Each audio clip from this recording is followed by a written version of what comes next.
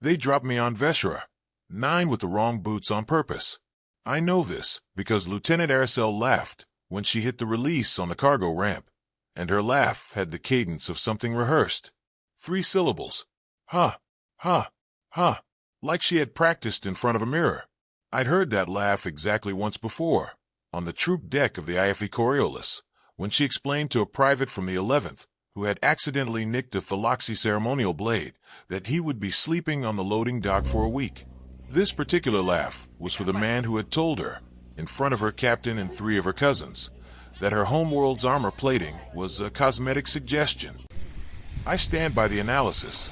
I had walked into the wrong mess on the wrong night. That was the long and the short of it. The captain had been hosting a delegation from the Thalaxi homeworld, which is to say a delegation from a species whose ceremonial armor, judging by the dent in the lieutenant colonel's left pauldron, had last seen a forge refit somewhere around the accession of the previous emperor. I had said politely, and I would like to believe with due deference, that the plating was, in a tactical sense, a beautiful suggestion of an idea that a real engineer might one day finish.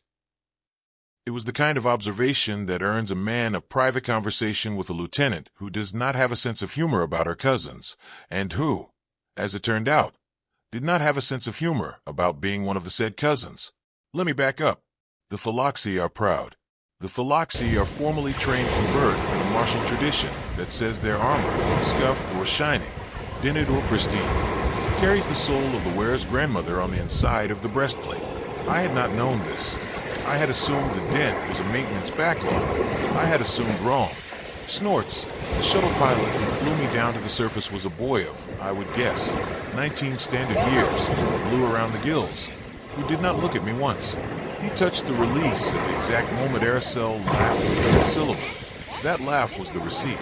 The cargo ramp dropped. The dust of Veshra. 9 came in like a held breath, let go all at once. Gray violet, and tasting exactly the way a rusty coin tastes if you have ever been fool enough to chew one. My suit's pressure alarm gave one polite chirp. Not a scream, not a klaxon. A chirp. The way a smoke detector complains about a candle in the next room. The boy's gloved hand stayed on the release lever for what I would like to believe was a quarter of a second longer than regulations allowed. His eyes flicked to mine. He said nothing. I gave him the credit of a small nod. He gave me the gift of not smiling.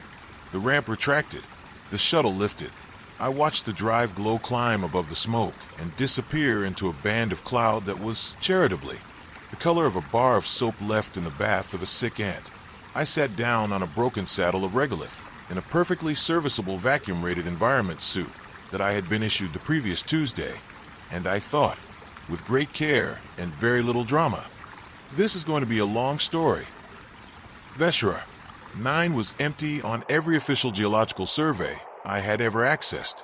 Class D tomb. Atmosphere 11% Earth normal and wrong. The dust tasted like burnt pennies. The sky was the color of a bruise left to blister. My re-entry pod, the small one I had been ordered to take, because my quarters on the Coriolis had been peeled for redistribution, was a 2-man job, and it smelled exactly the way a borrowed gym sock smells after it has been sealed in a locker through 3 summers. It hissed when I walked up to it. It sank 2 feet into the regolith under its own weight. It stayed there like a forgotten tooth. The shuttle had already gone. The Thalaxi crew did not even bother to point the ship back toward horizon. They burned hard for orbit, and the light of their drive swung away like a gavel at an auction I had not been invited to. I had been invited. I just had not been told the universe of the invitation was a wasteland. I sat on the rim of the pod, in a perfectly serviceable vacuum-rated environment suit, watched a violet sun I'd never bothered to learn the name of set behind a mountain range that looked like it had been chewed, swallowed, and partially coughed back up, and I thought, with the calm one only achieves after the 3rd catastrophic decision of a single day, I am going to be very annoyed about this for at least 10 years. Snorts, that was the last upbeat thought I had for 9 years, 4 months, and 11 days, which is why it helps to remember it. Part 2, the first year. Veshra 9, as advertised, had nothing. Trees do not grow where the magnetic north wanders like a drunk across a parking lot. Plants need stable pole alignment, or at least the kind of plants that are useful to a human with a socket wrench and an attitude. I had been a junior propulsion tech on the Coriolis. Not a hero, not a soldier, not even a particularly valued crew member. I had been the man who kept the fusion bottle from sneezing, which sounds poetic until you learn a sneezing fusion bottle is what gets called a containment excursion in the after-action report and a bright light in the obituary. I was 26 standard years old. I had a half-finished tattoo on my left shoulder, a kraken losing a fight to a lighthouse, drawn by a girl in Veracruz who had no business using a needle and had all the business in the world using a steady hand. I had 17 credits in my ship account, a pocket knife, a multi-tool, and the kind of bad attitude the Navy quietly relies on. None of this is useful on a tomb world. The first thing I learned is that human lungs on a Class D can take about 4 hours before the headache starts, 6 hours before the nosebleed, 9 hours before the coughing, 12 hours before the chest starts to tighten in a way that is not, repeat not, romantic. I spent 3 months in the pod pressurized. I ate the survival rations, which are, I want to say for the record and for the auditors who will never read this, an offense against cuisine. They taste like compressed sawdust that has been told by a committee to aspire to balsa. I drank the recycled water, which tastes like the inside of a tent that has been rained on for a week. And I listened to the wind lift grains of ash against the hull in a sound that was precisely nothing like the surf I grew up next to in Baja, except in the way that all repetition is a cousin to the original, which is to say it was recognizable and unbearable in equal measure. The pod's air system was rated for roughly 14 months for a single occupant. After that, the cycle blower starts to scream. It does not scream the way a person screams.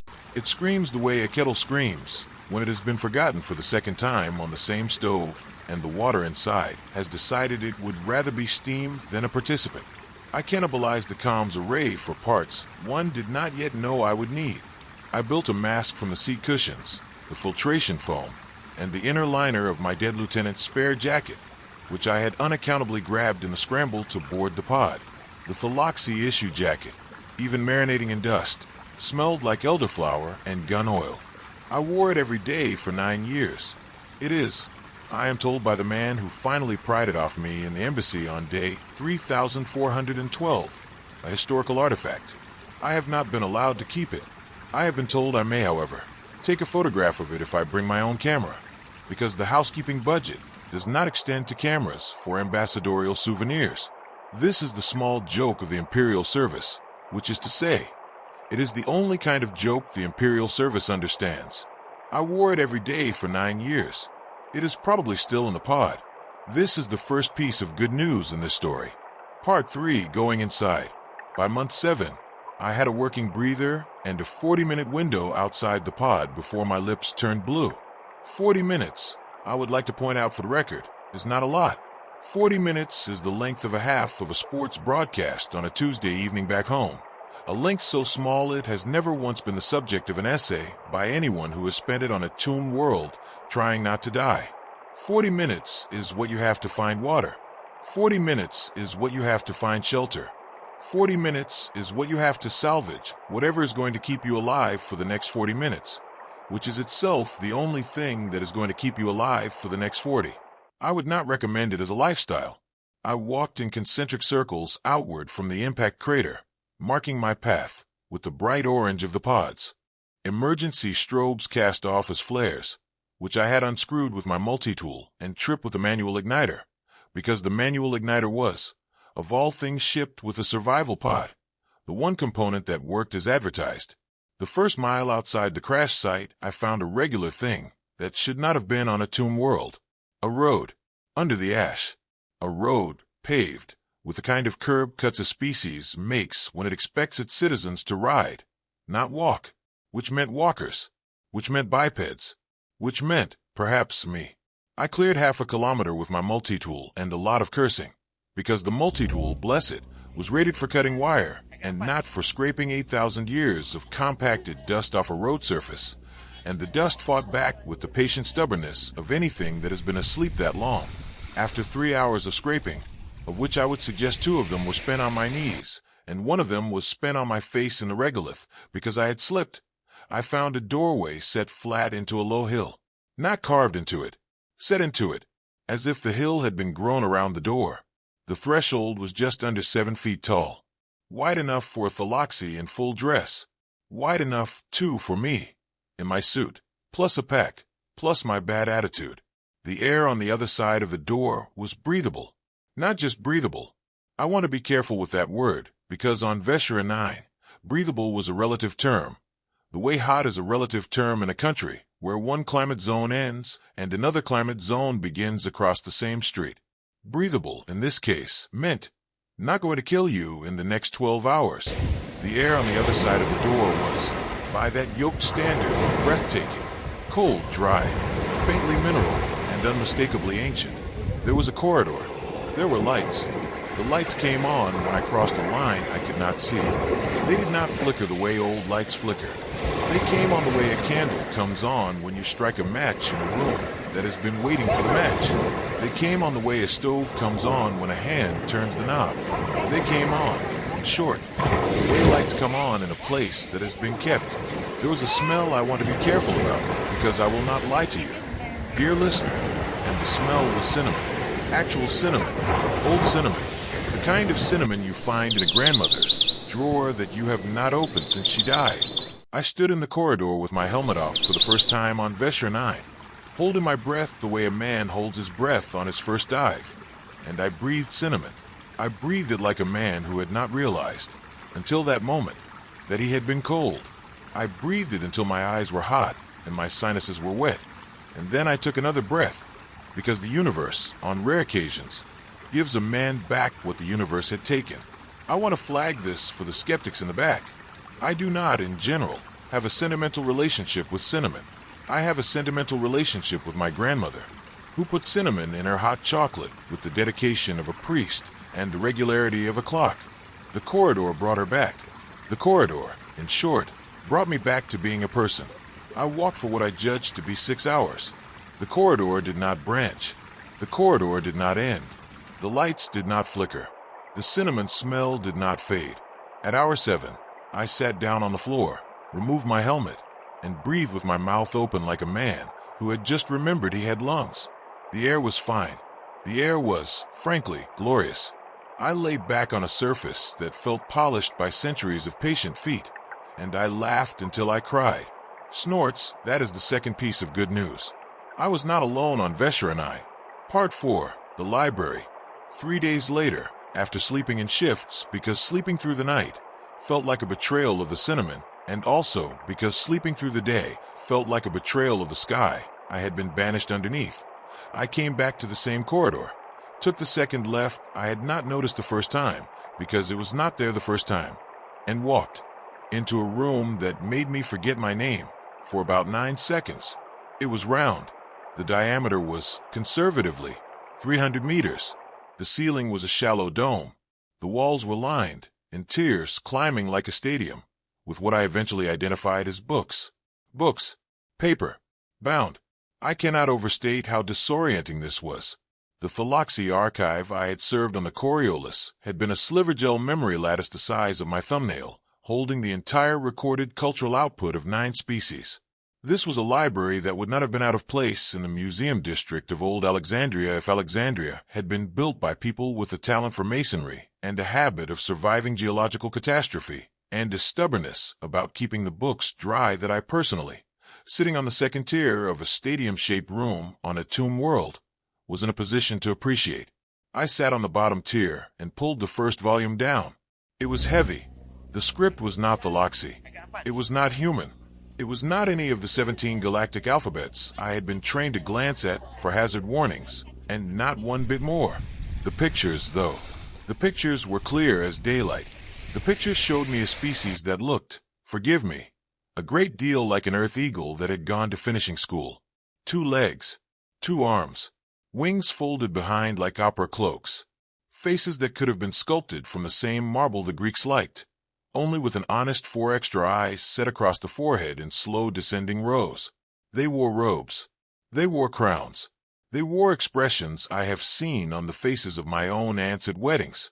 They were, in short, a people with hobbies, a people with weddings, a people who had, at one point or another, eaten dinner.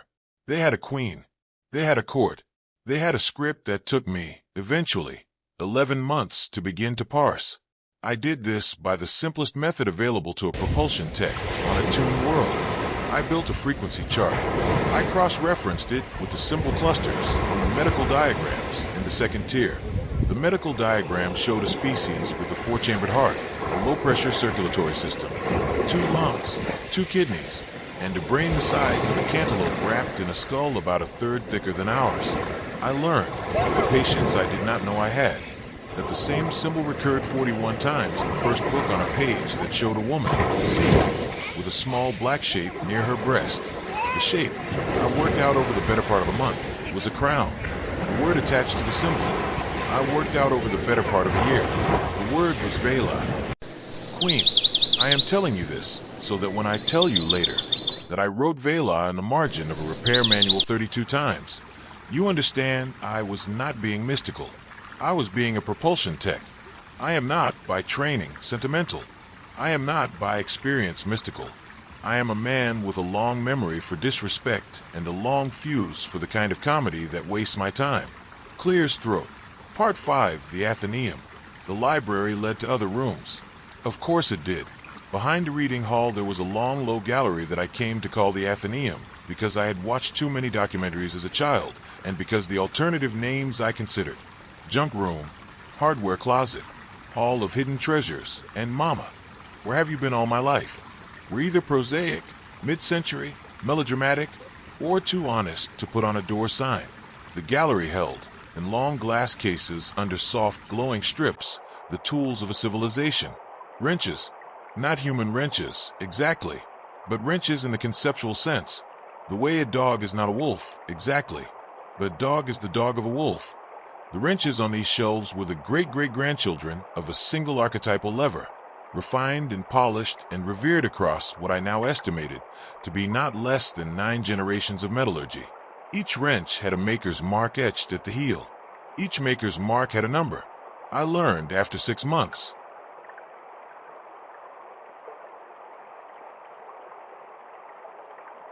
that the numbers were dates.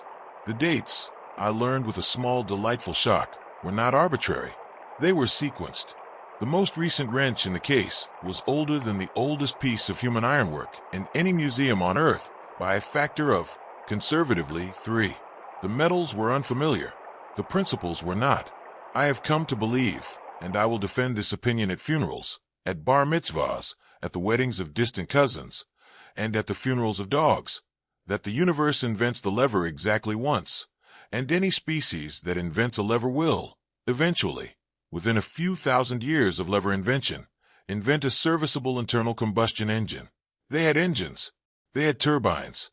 They had, displayed in a central case I had to break with my multi-tool, because the case had been locked with the patient simplicity of a thing that did not expect to be opened by a visitor who did not have a key.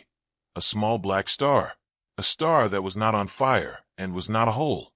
A star that was, by any reasonable definition, contained a fusion bottle.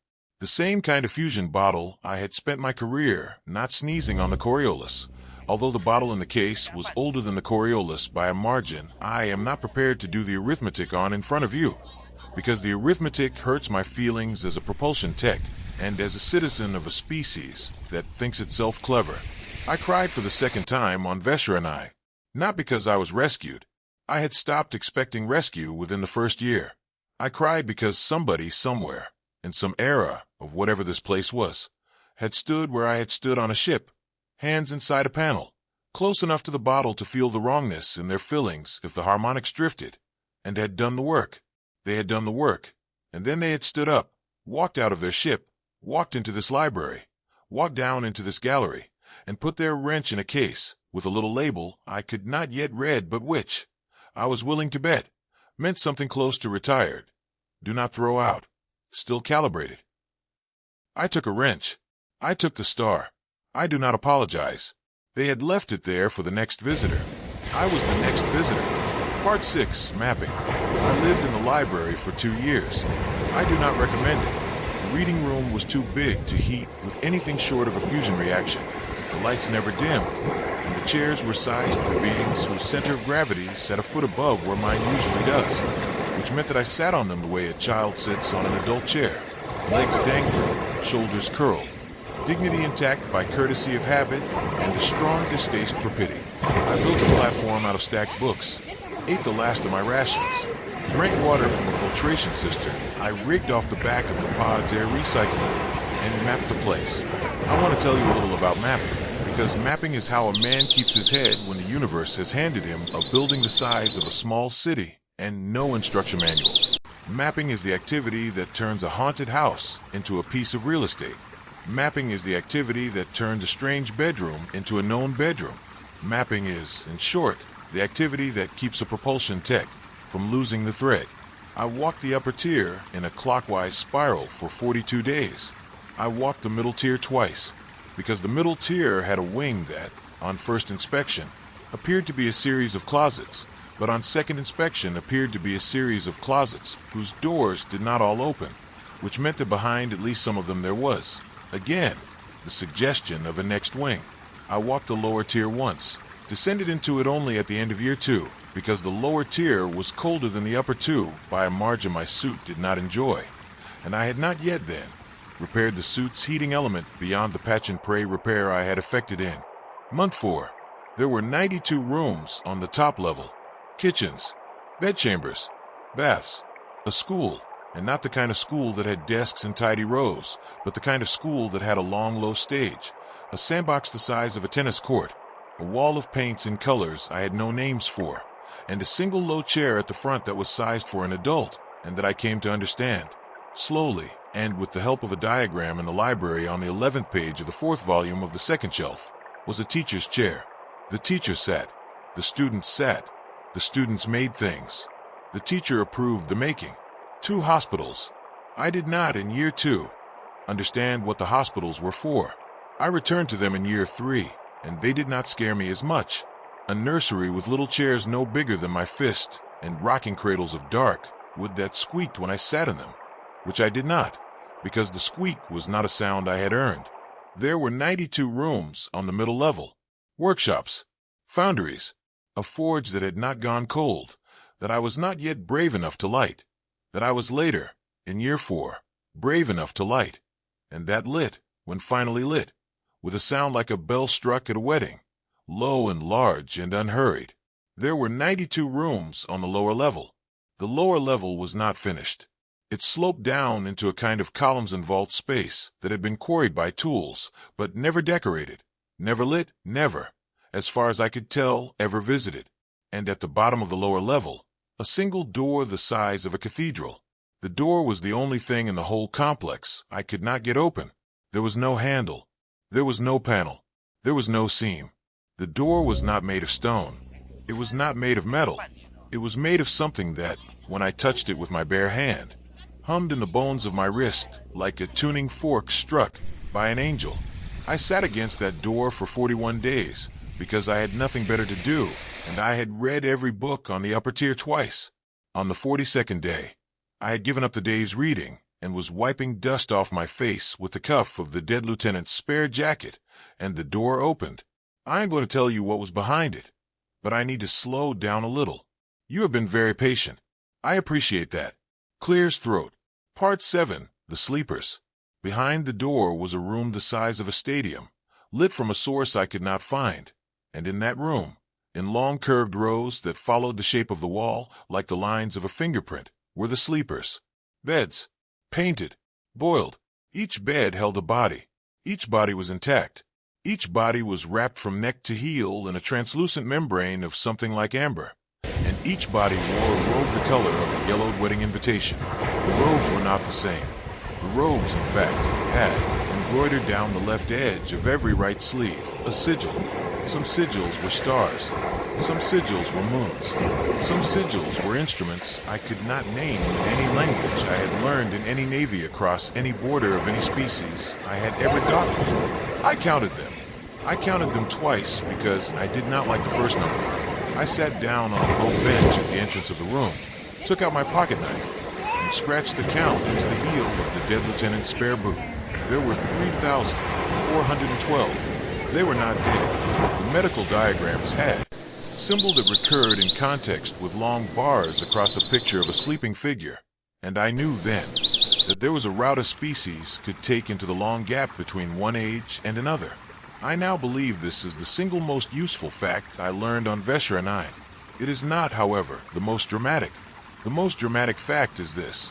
I learned it on day 3,241 of my stay, when I had found, after 11 months of reading and 4 months of fumbling, the word for queen, and the word for heir, and the word for unbloodied, and the word for hand, and the sentence in the back pages of a book I had been saving for a year and a half that said, in picture and in the symbol clusters that were now for me, almost as readable as English, the heir unbloodied speaks to the sleeper and the sleeper wakes.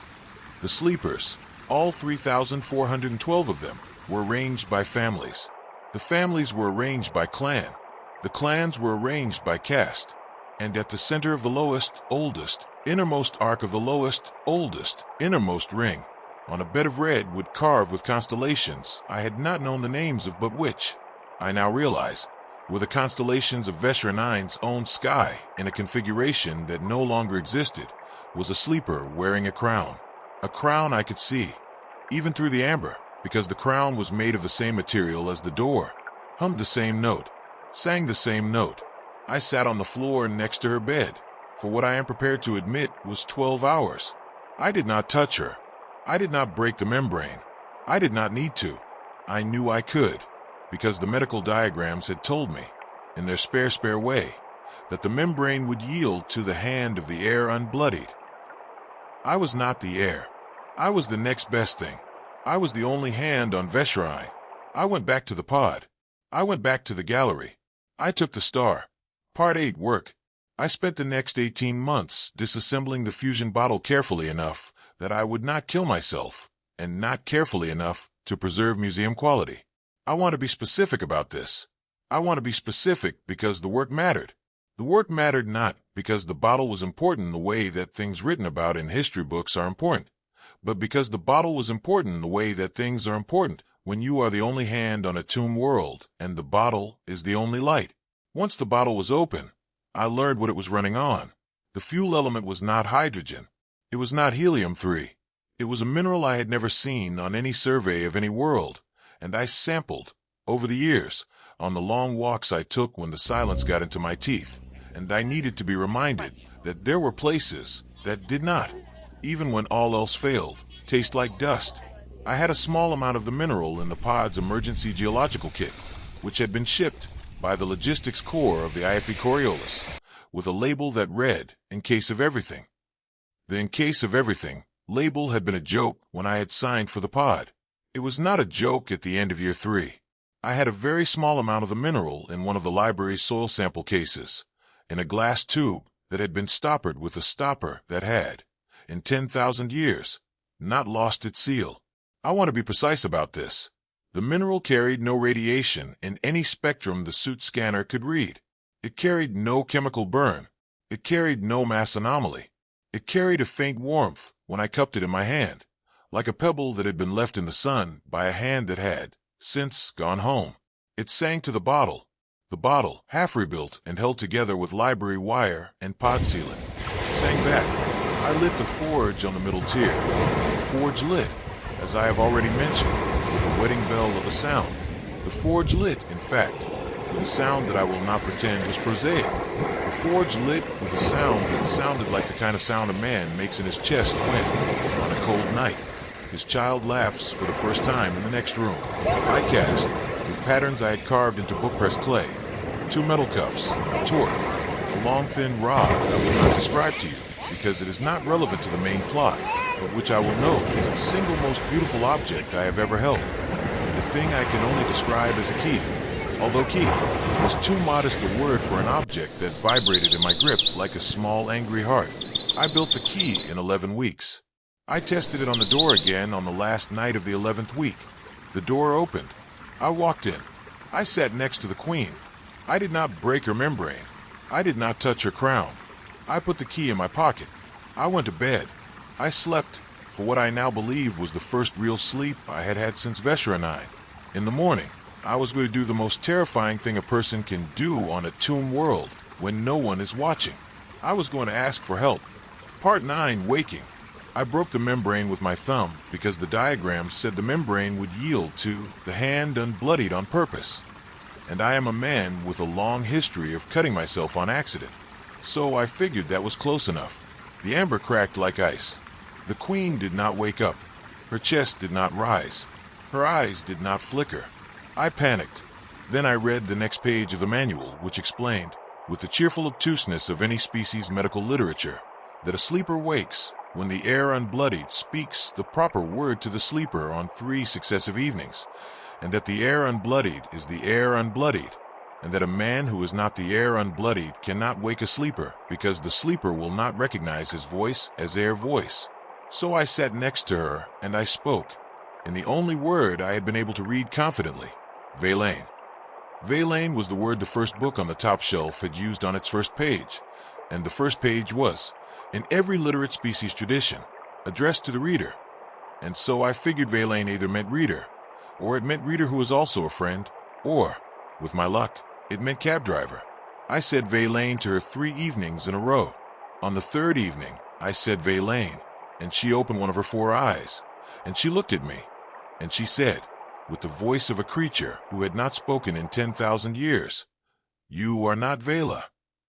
I said, in halting library script I had been practicing for almost 2 years by then, "No, the Vela is dead. I am a guest. I am sorry." The door was open. Snorts, she considered this for, I am not exaggerating, 60 seconds. Her 4 eyes opened in slow sequence, like the lights on a tower at the approach of a ship. Her first I studied my chest. Her second I studied my hands. Her third I studied the floor. Her fourth I fixed, for the entire 60 seconds, on the dead lieutenant's spare jacket draped over the bench behind me. Then she lifted her head off the carved red wood. Then she looked at me the way my grandmother used to look at my grandfather when he had done something useful after a long stretch of being useless. Then she said, "You have come down a long way to fetch me a glass of water." I said, "Yes." I said it because it was true. I said, after a pause I will not pretend was short, "I would also like to ask if you would be so kind as to show me where the kitchen is."